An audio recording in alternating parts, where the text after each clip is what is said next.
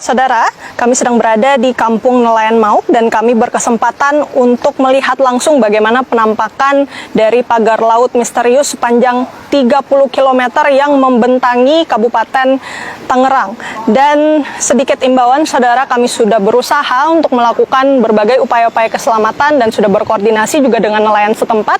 Saat pemantauan nanti kami akan mengikut beberapa nelayan yang nantinya akan menebar jala dan kami akan memperlihatkan bagaimana kemudian adanya pagar laut ini berdampak negatif pada mereka yang menggantungkan profesinya pada lautan. Ikuti terus, saudara.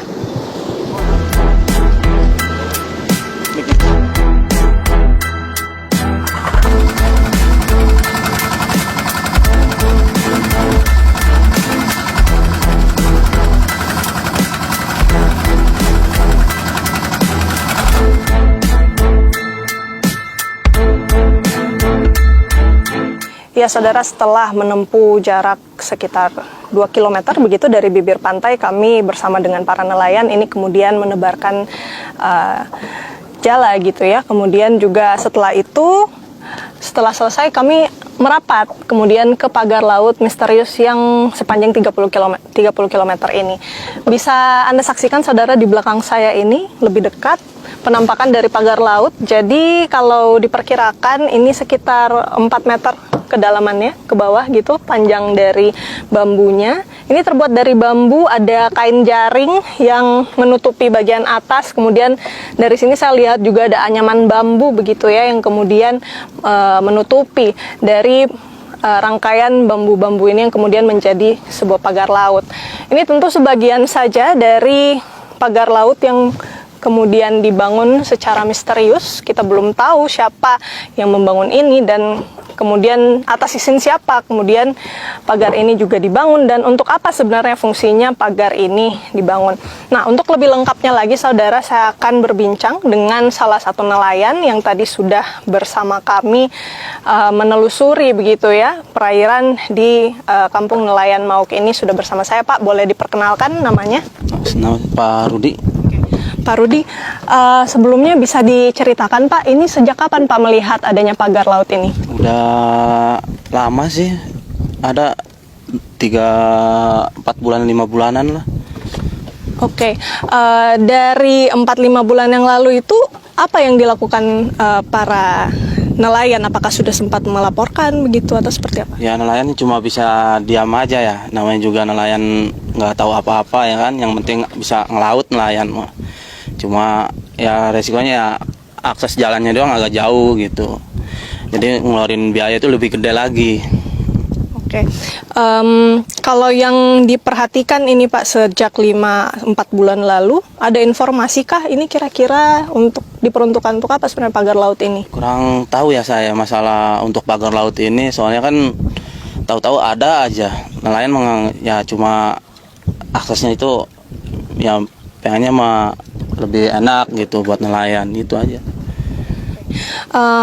Pak Rudi, tadi kan kita juga sudah bersama-sama begitu yang mengitari perairan ini, menebar jala. Nah, apa sih Pak sebenarnya dampak dari pagar laut ini ke keseharian Bapak sebagai nelayan?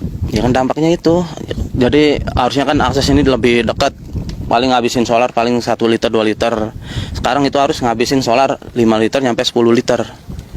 Dampaknya ke biaya atau ongkos ini ya perjalanan untuk menggunakan solar begitu.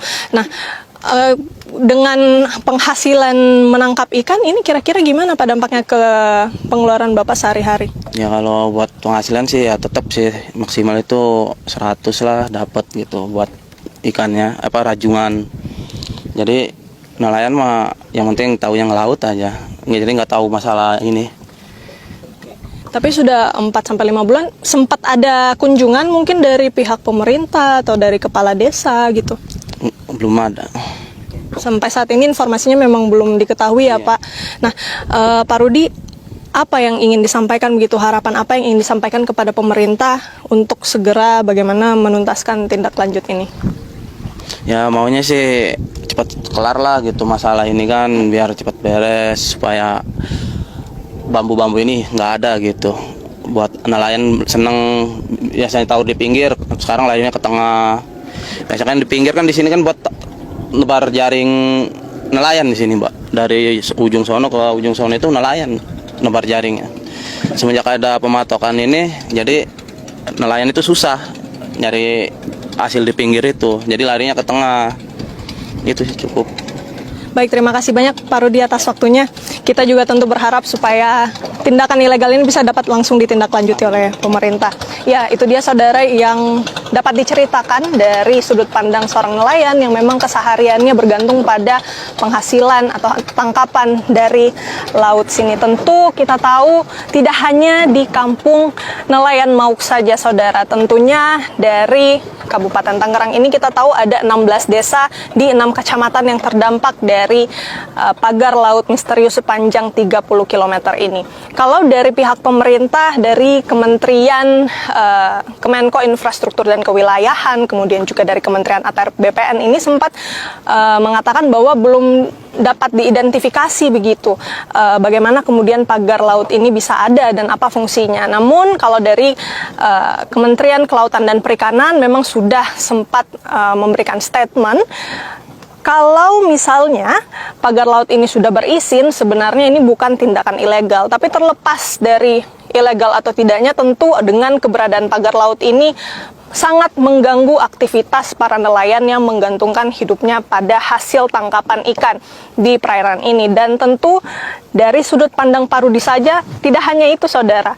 Banyak sekali nelayan yang terdampak, ada ribuan nelayan yang terdampak. Kita tentu berharap agar pihak KKP dalam hal ini dari Ditjen PSDKP ini bisa segera melakukan tindak lanjut yang tepat untuk mencari tahu sebenarnya siapa di balik dibangunnya pagar laut ini dan untuk apa sebenarnya fungsinya. Karena kalau dibiarkan begitu lama, yang dulunya hanya 7 km, saudara, ini sudah sepanjang 30 km.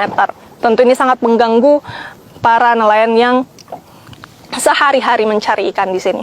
Renata Panggalo, Haniel Rivalino, Kompas TV,